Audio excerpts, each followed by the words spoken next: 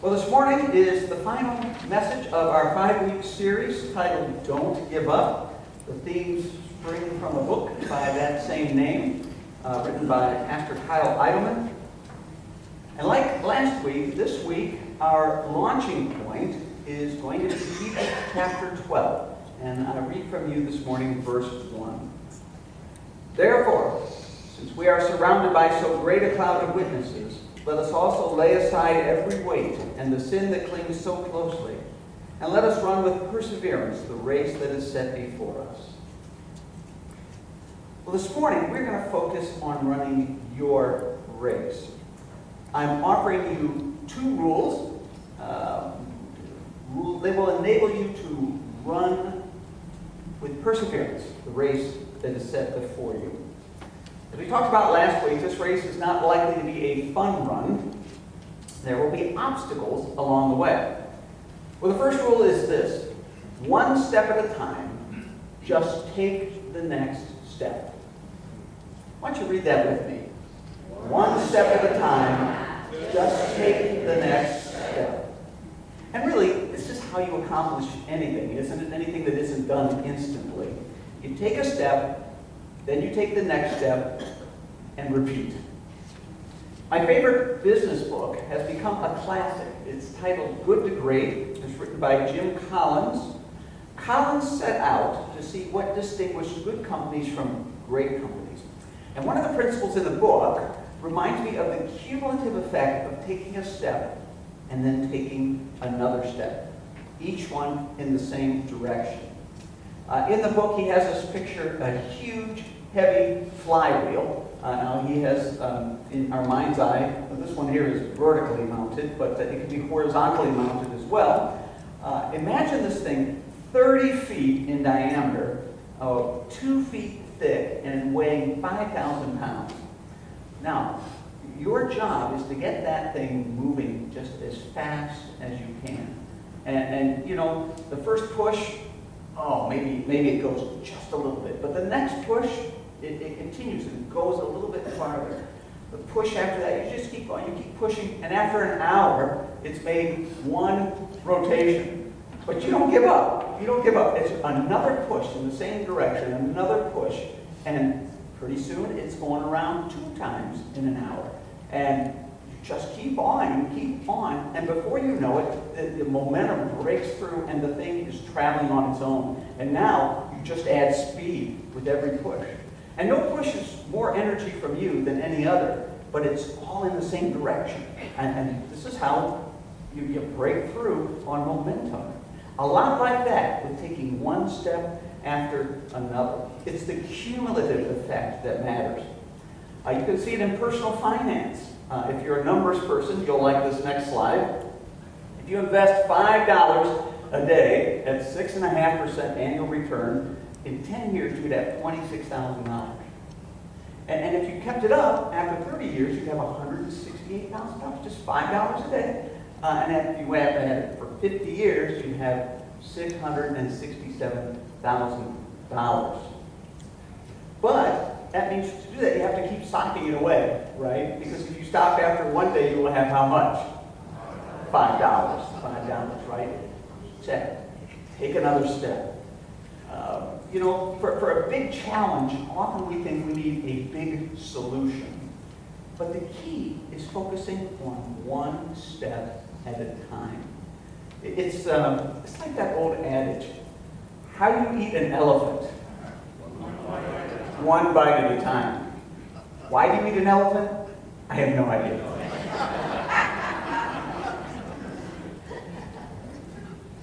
One step at a time. Just take the next step. That's the rule.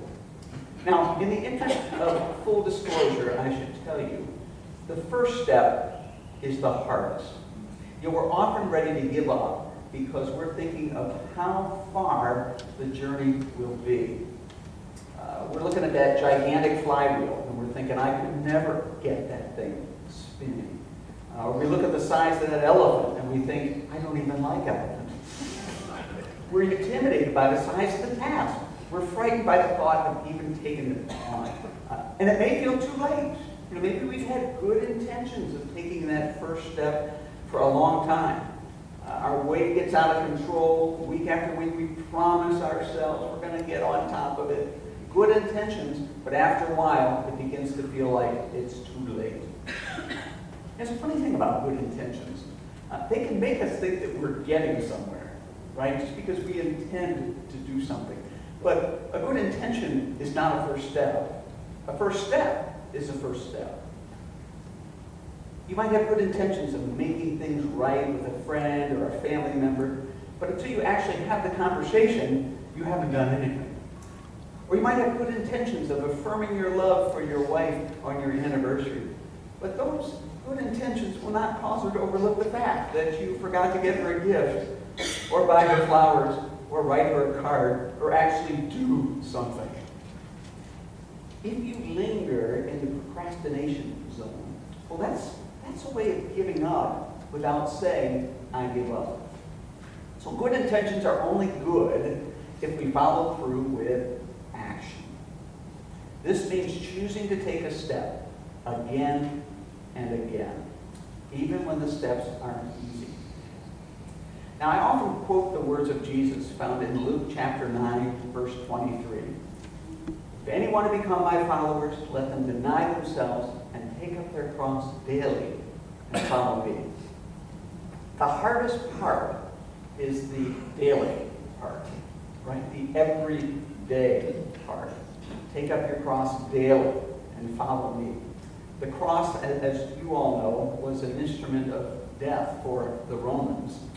And in order to take up our cross, the idea is, well, we're taking up the instrument of our own crucifixion, our own execution, in the sense that we're going to deny ourselves something for something else. In order to follow Jesus, we're going to deny what we might otherwise, ourselves, what we might otherwise do in order to do that thing. So if you're consistently choosing him over this or that, then you are taking up your cross daily to follow him. If you're giving sacrificially to Christ, week after week, you're taking up your cross daily to follow him. I heard preacher-teacher Fred Craddock put it this way. He says, to give my life to God for Christ appears glorious. To pour myself out for others, to make the ultimate price of martyrdom, I will do it. I'm ready, Lord, to go out in a blaze of glory. And when we think that giving our all to the Lord is like taking a $1,000 bill and laying it on the table, saying, here's my life, Lord, I'm giving it all. But the reality for most of us is that Jesus sends us to the bank and has us cash in the $1,000 for quarters. So we go through life putting out 25 cents here, 50 cents there. Listen to the neighbor kids' troubles instead of saying, get lost. Go to a committee meeting, give a cup of water to a shaky old man in a nursing home. Usually giving our life to Christ isn't glorious. It's done in all these little acts of love, 25 cents at a time. It would be easier to go out in a flash of glory. It's harder to live the Christian life little by little over the long haul. Step by step by step. The Bible often talks about sowing and reaping. Consider these words from the letter we call Galatians. This is from chapter 6. Do not be deceived. God is not mocked, for you reap whatever you sow. So let us not grow weary in doing what is right, for we will reap at harvest time if we do not give up. So again, you have the effort, step after step. Sow, reap. There are certain laws in life that we may not like them, but they cannot be repealed. You may not like the law of gravity, but guess what? It's not going away, right? You can't get around that one. And it's the same with sowing and reaping.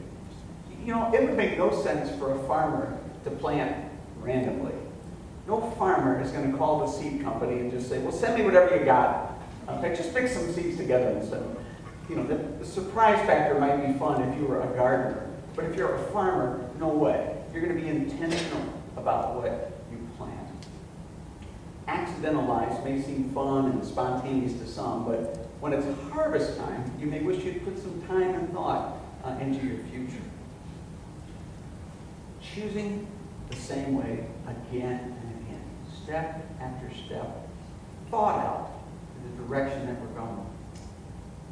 You know, in running our race, habits can work for us or they can work against us. If you're trying to get healthier, good habits of diet, rest, and exercise, they will serve you well. Bad habits like cheese fries daily, binging nightly Netflix while lying on the couch, these things will hurt you, you know, and these are habits. Bad habits, hard to break. And sometimes we have set them ourselves. Sometimes they come as part of a package deal. We inherit them from our parents. It can happen. You had a mom who yelled a lot, even got physical. Well, maybe you become a mom who yells a lot, and even to the point of getting physical. Now that's your habit. Or you had a dad who was passive and checked out a lot at home, and now that's your habit. So we have these default patterns of behaving wherever they come from, whether we inherited them or developed them ourselves. And some serve us well. If you drive to work, the same workplace every day, you probably don't have to think about when you pull out of your driveway which way to turn the car, right? It's just a habit, and that serves you well. You don't have to puzzle it out every time. Well, when it comes to following Jesus, we have to be intentional about keeping him in the forefront of our thinking. Otherwise, this muscle memory of ours will ease us off course. You know, we'll find that instead of following Jesus, we're going in a different direction. In the book, Don't Give Up, Idleman talks about advice that a personal trainer friend of his gives to clients who are struggling to keep their commitment. Because he asks him, he says, well, what do you say to people when they just want to give up? And the trainer replied, I simply tell them, just show up. Those 3 words disrupt old patterns. And that's our second rule for running the race marked out for us. Just show up. Would you read this second rule with me? Just show up. Just showing up makes a statement to your body. It says, I'm here. I'm not doing things the way I always have done them. I am not giving up. I have learned a thing or two about just showing up. Last January, and I'm sure I talked about this some at the time it was happening, but I was diagnosed with this pinched nerve or compressed nerve. It's like right back here between my shoulder blade and my spine. And all that thing hurt. Man, I mean, you know, they ask you, what is your pain on a scale of 1 to 10? And this thing was pegging 8 and 9. I was a hurting gator. So, you know, well, what did I do to get relief? I received care from a chiropractor, a medical doctor, physical therapist, provided traction as well as exercise. Thankfully, a pain doctor prescribed for me. I was supposed to take this trip to Israel, which I made, and I could not imagine getting anything out of it, you know, at that level of pain. But the morning I was to leave, I got this prescription. Oh, and it was like night and day. Well, unfortunately, when I got back from Israel, I stepped on a cat, wrenching my lower back. You know, in addition to this thing, the cat was fine. I know you're concerned. But now I had the lower back pain to go with the pinched nerve. Long story short, I got right. You know, I did everything I was told to do, and sure enough, the pain got down to level 1 or 2 without medication. Unfortunately now, sometimes I get it on both sides of my spine. My right side has caught up with my left side. And my lower back will tell me, look, you can unload pumpkins, but you better wear a brace. But here's the thing I've discovered. To stay right means that I have to exercise. And that means for me, 3 to 4 days going to the YMCA every week. And I work out on half a dozen machines. There's a picture of our Y. And the days I don't go, at home, I do the exercises. I kept the bands, you know, that they gave me at the physical therapy place. And so if I do both those things, it keeps all this at bay. It was very important for me to do. But here's the thing. working out at the Y is not always convenient. For one thing, they close at 8 p.m. on weekdays, and sometimes I work later than 8 p.m. Now, I know they're open at 5 a.m., but I have scheduled sleep for that time, so that's not going to work for me. And then there are some days when I just don't want to go. I just don't want to go. It's difficult to fit in the schedule, and it's hard work. Well, rule number 2 serves me well. Just show up. Because if I show up, then I will do the workout. And, it's not all that far from here, so I will sometimes I'll just carve out an hour in the middle of the day to drive over there. Even if I can just do 20 minutes on the machines, and drive back, I will do it. If I show up, I will do the workout, and it's so worth it because it keeps the pain at bay. Well, in much the same way, holy habits serve us well.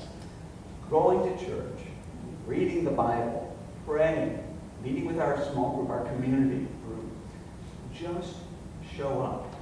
I don't know how many times, I'm only getting confessions as a preacher, but as a lay person, I didn't really want to go to church. They didn't pay me then. But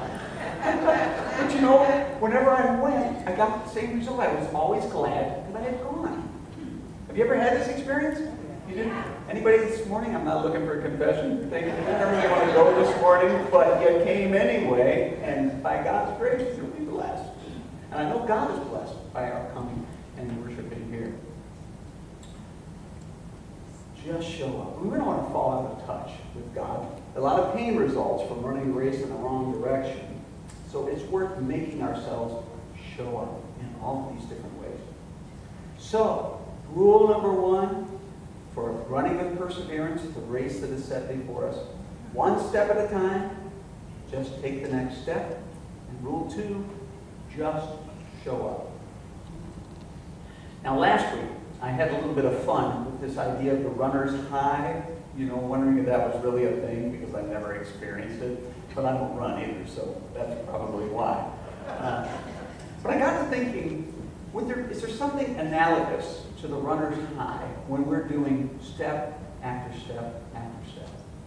Because I would hate to get to the end of my life, especially my life in Christ, and think, I'm glad that's over. That would just be so sad. And, the part of my race that I think about the most is ministry. Ministry as a pastor. And I know when I retire, that won't be the end of my race. But that'll be the end of a significant leg of the race. Well, I don't want to get there, retirement, and go, I'm glad that's over. We need something like a runner's high in our step after step, in our running with perseverance, the race. And I wonder, what we might call that runner's high in the life of Christ. And I'm thinking a good word for it might be joy.